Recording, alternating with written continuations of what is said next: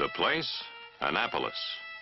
The time, the last day of my duty tour as Army Liaison Officer to the Naval Academy. The impacts of those 2 years, of great traditions and the tenets of dynamic sea power, these will endure.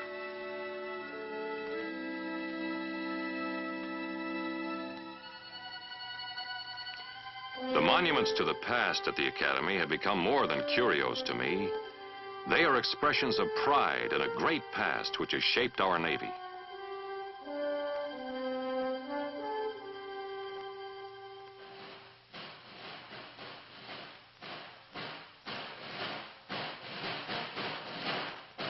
But even more than the past, the present has left me with an overpowering conviction that the United States Navy is as much an expression of this nation's will and its ideals as it is a superb fighting service dedicated to the preservation of those ideals.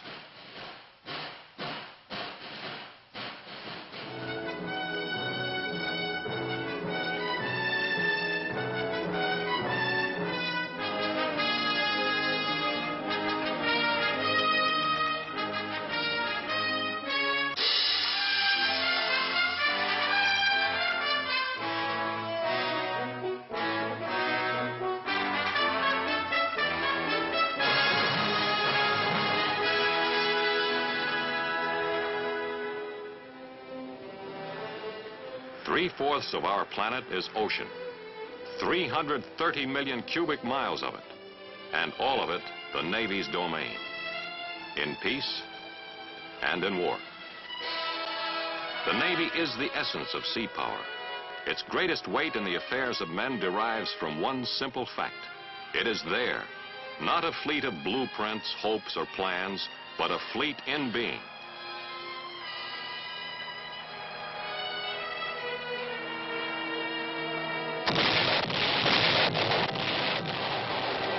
By its very existence, this fleet in being is a deterrent to would-be aggressors who prowl the same oceans with weapons of supersonic death.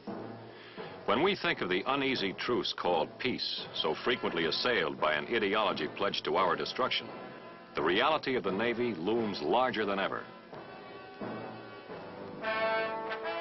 This Navy of ours, rooted in the past, is also a Navy capable of meeting the lethal dangers of the present. As the enemy grows stronger with every tick of the atomic clock, so too our Navy gains nuclear sinews daily.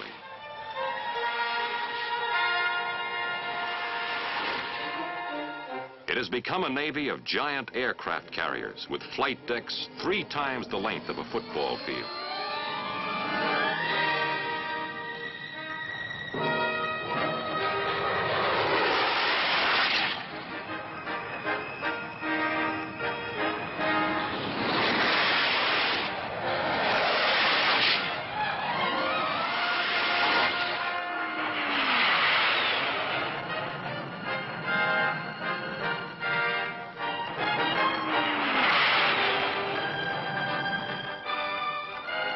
Its ground combat force, the Marine Corps, is an arm of that sea power.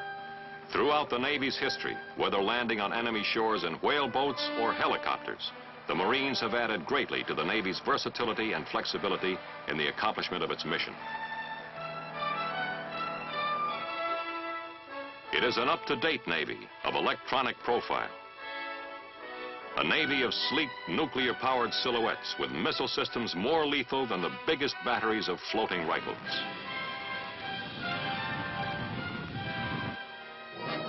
The Navy's nuclear silent service is logging history with tremendous accomplishments.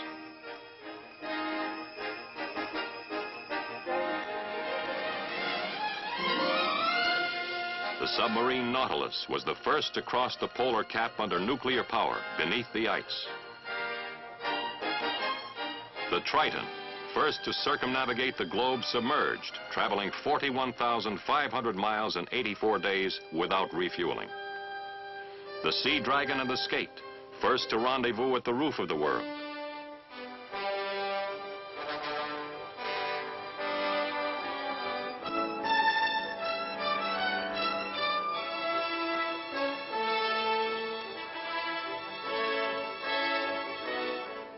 And the Sargo, first to cruise 31 days under the ice cap, crossing the North Pole 16 times.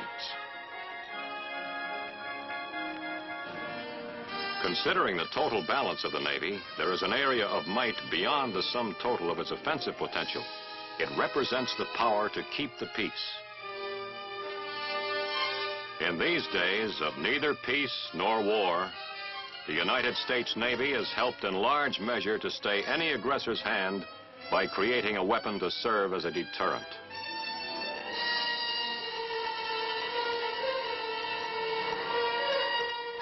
It takes an immortal event to immortalize a moment in time, and such a moment flashed into being when, from the depths of the Atlantic, a missile emerged, the Polaris.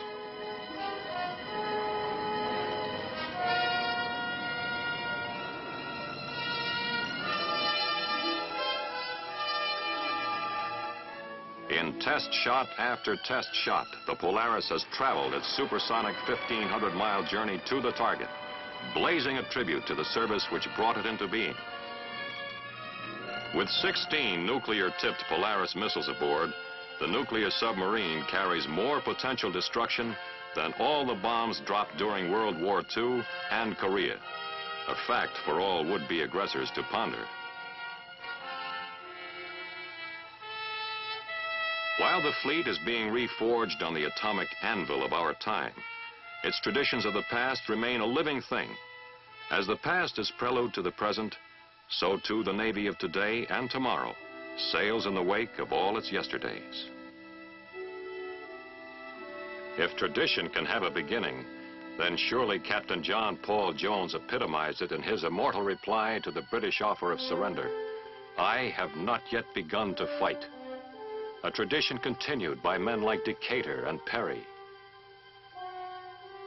by Farragut and all the men of the Navy, past, present, and future.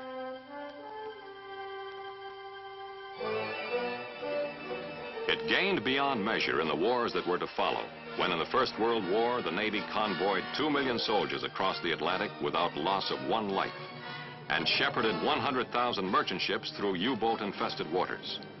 At the time of America's entry into the war, the German submarine wolf packs had almost brought the Allies to their knees. The Navy's ingenuity in devising new weapons against the German submarines was in the tradition of a fleet dedicated to secure the future of freedom.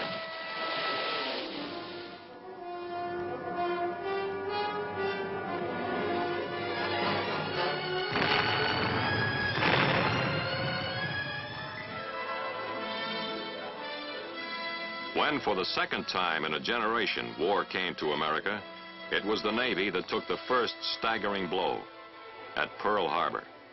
Yet it came back with greater honor and power than anyone had thought possible, and surprised the enemy with its audacity against overwhelming odds.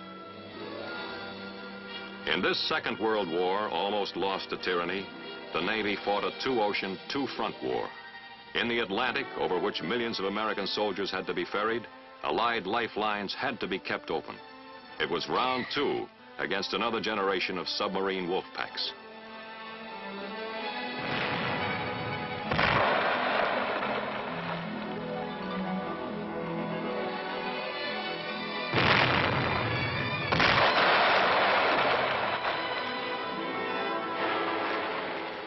In the Pacific, the Navy's pattern of counterattack became a classic. It was immortalized in the grinding years of seeking out the enemy fleet and destroying it in encounter after encounter. Only a pitifully few carriers, cruisers, and destroyers were available in that first year of the Pacific War. But the Navy made do with what it had. Skill and courage first tipped the scales at Midway.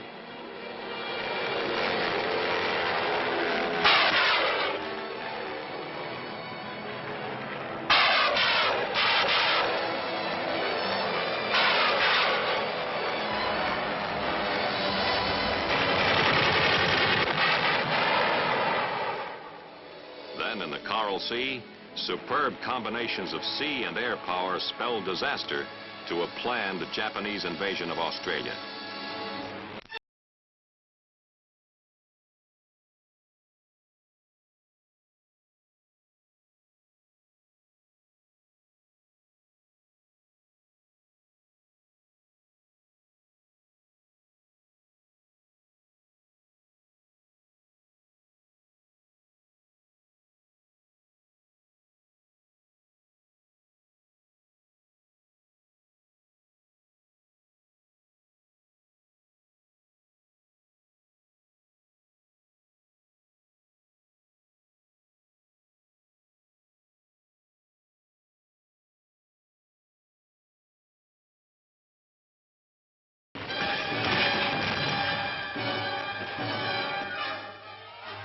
This team of Army and Navy made Japanese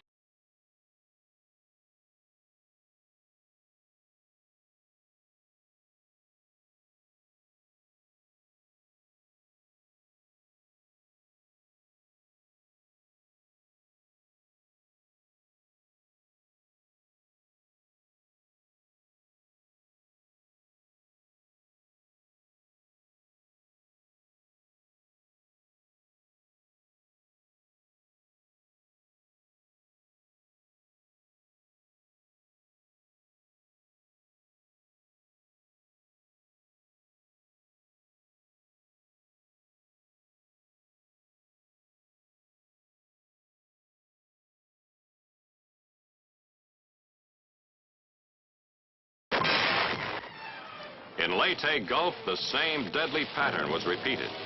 In one decisive night in Surigao Strait, the remaining Japanese fleet was sunk or crippled by battleships resurrected from the mud of Pearl Harbor.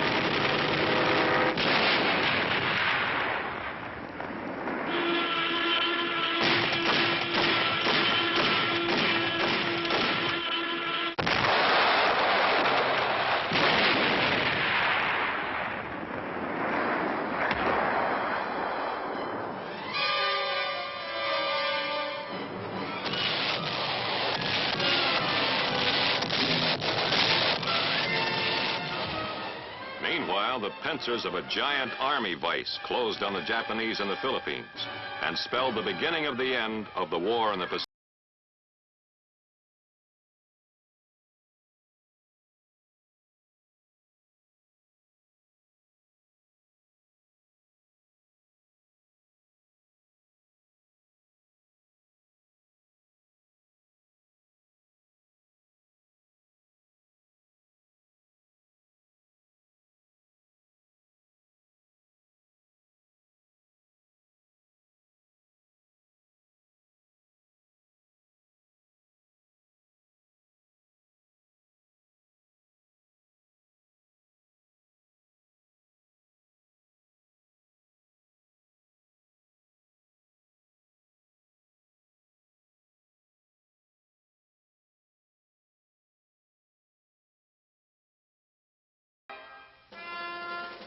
It was right and proper that the surrender terms should be signed in Tokyo Bay on board a Navy ship, the USS Missouri.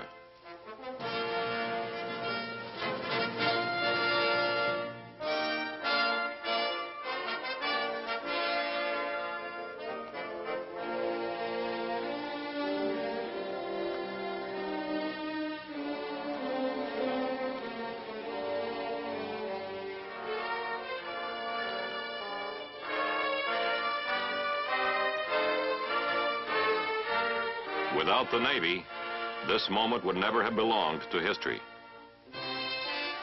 While the war in the Pacific moved toward its inevitable end, the greatest armada in history crossed the English Channel. Together with the British, the American Navy transported the assault troops to the beaches of Normandy, an operation of incredible complexity. Naval fire made a shambles of German bunkers and batteries in preparation for the assault.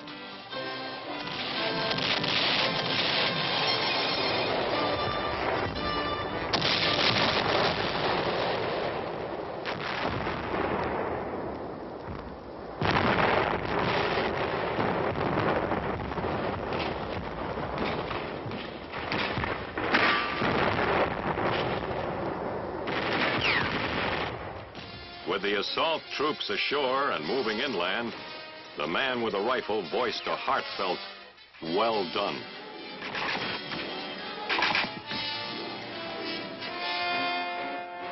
The long tradition lengthened in Korea. First at the Pusan perimeter and beyond, when flat tops of the Navy were the only close airfields available.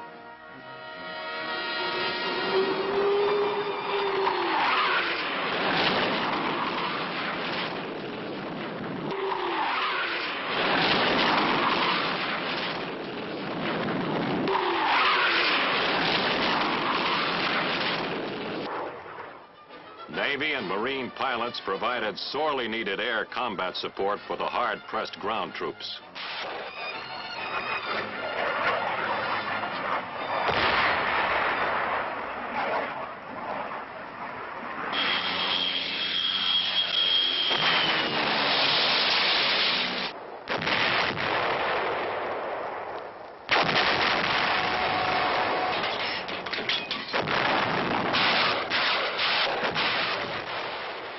Later, the landing at Incheon changed the course of the war. Without the Navy's command of the sea, there would have been no landing and no envelopment of the North Korean Army.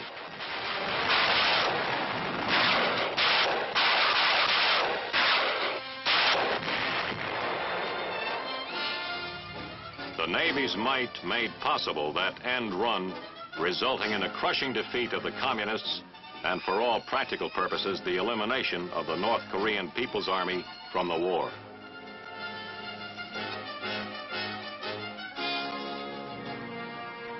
If courage in battle is in the naval tradition, then no less is the Navy's fight against obsolescence. In the search for new and better naval weapons and tactics, experimentation and research are a naval constant. It is predicated on one idea: to enable American sea power to carry out the mission assigned to it.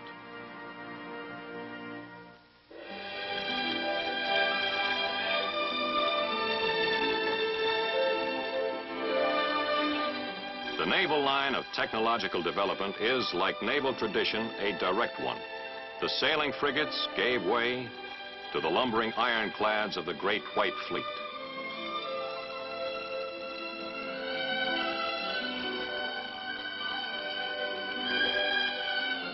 In due time, yesterday's battleships were retired to the mothball fleet and the salvage yard, to be replaced by ships better suited to current needs.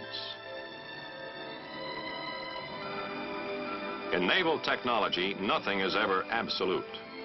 During the years after World War I, the Navy experimented with lighter-than-air aircraft, the Zeppelin. The helium-filled blimps briefly filled a need, and then they too joined the past.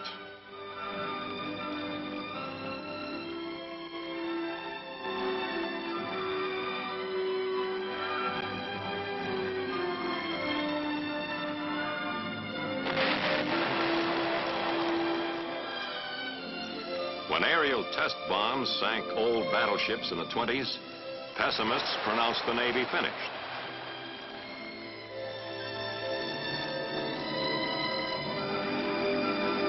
Instead, the Navy accepted the airplane as merely another adjunct to sea power.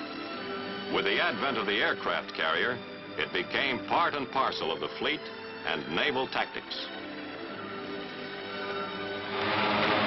One result of the Navy's early experience with aircraft was dive bombing, developed and perfected in the years between the two world wars. Carrier-based dive bombers became the nemesis of Japanese ships during World War II.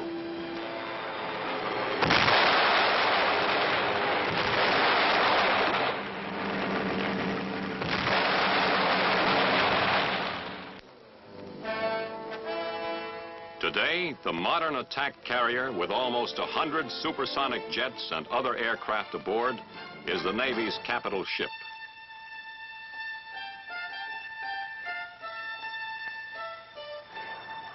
The airplane did not herald the demise of the Navy, but instead extended its capabilities and power.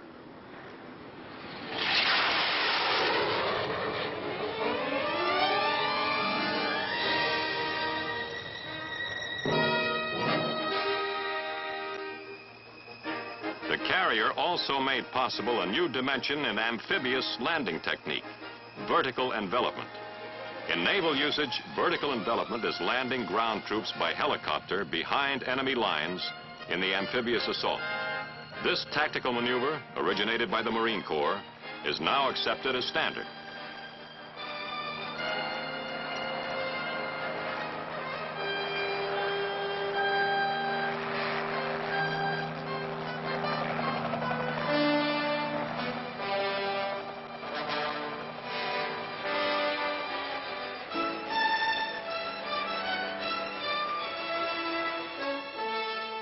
Underwater demolition is an important phase of naval operations. Frogmen like these in training can be released from submarines in enemy waters to plant demolitions or neutralize enemy obstacles.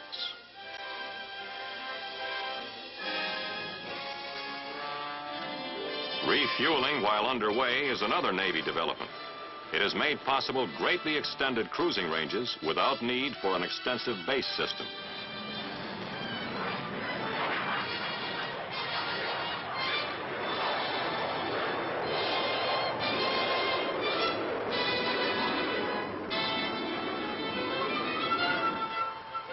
One of America's earliest contributions to sea power was the submarine, a weapon which had and will continue to have tremendous impact.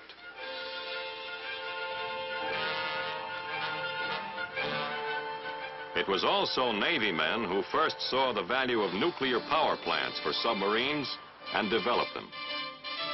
With an armament of Polaris missiles, the reactor-driven submarine may have ushered in a new era in sea power. But certain it is that as a deterrent, it has greatly expanded the Navy's role as a power for peace in an uneasy world. Nuclear power plants have also been developed for surface vessels. The new guided missile cruiser Long Beach is just a harbinger of what is to come. Meanwhile, other vessels are being converted to guided missile ships. The guided missile has made its debut in the Navy, both as a surface-to-air and as a surface-to-surface weapon. Thus, like the airplane, extending both the range and lethality of naval firepower. Today, anti-submarine warfare has claim on a large portion of the Navy's attention. Whole task forces have been created to find new and more effective means for coping with the lethal threat of the missile-carrying submarine. But before a submarine can be destroyed, it must be found. The radar-equipped WF-2 tracer can discover a snorkel even in rough seas. Another carrier-launched anti-submarine aircraft is the S-2F, called the Tracker. It is an all-weather single-package weapon able to find, identify, and kill enemy subs by itself. The HSS-1 helicopter automatically hovers at a pre-selected altitude for dipping its listening device.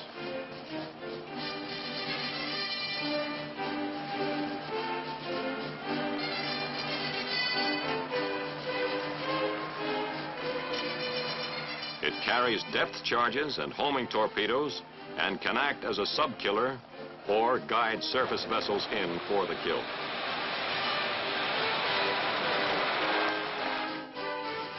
With the aid of new underwater detection apparatus and computers, surface vessels can launch target-seeking torpedoes.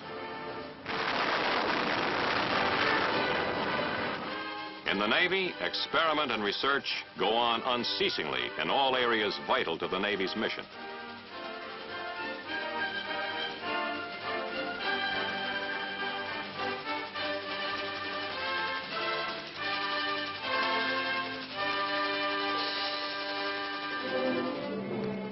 That mission also includes the exploration of Antarctica. The Navy ships have become an almost fixed feature on the frozen wastes of a new continent on the bottom of our planet.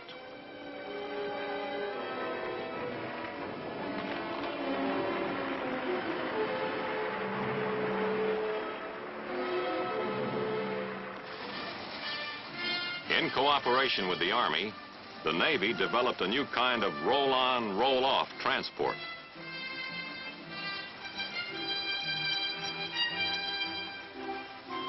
These ships accept entire vehicles with their loads, either from shallow draft lighters at sea or from a pier. At the overseas port, the vehicles roll off under their own power, saving time and effort by eliminating unloading and again loading the cargo at the destination for land transport.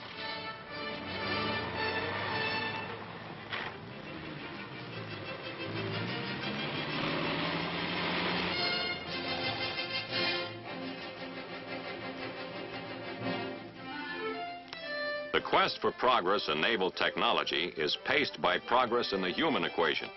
As always, the new is only as good as the men who use it.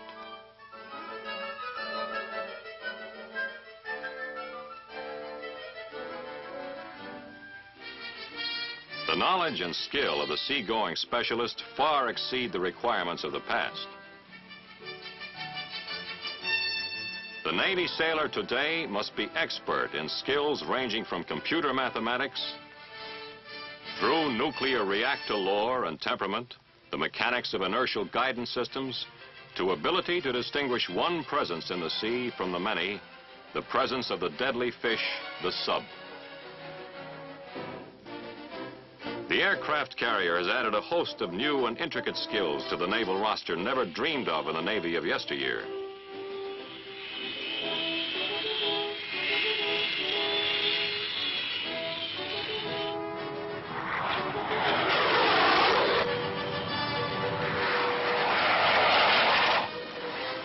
One thing, however, the sailor specialist has in common with all the Navy men who have gone before. He is, first and last, a fighting man.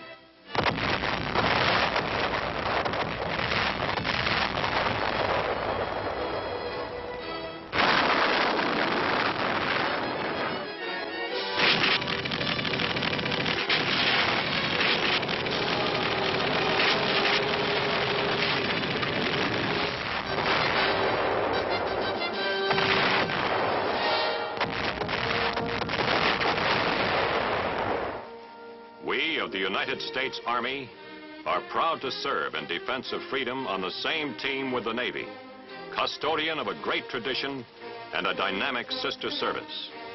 We salute the United States Navy.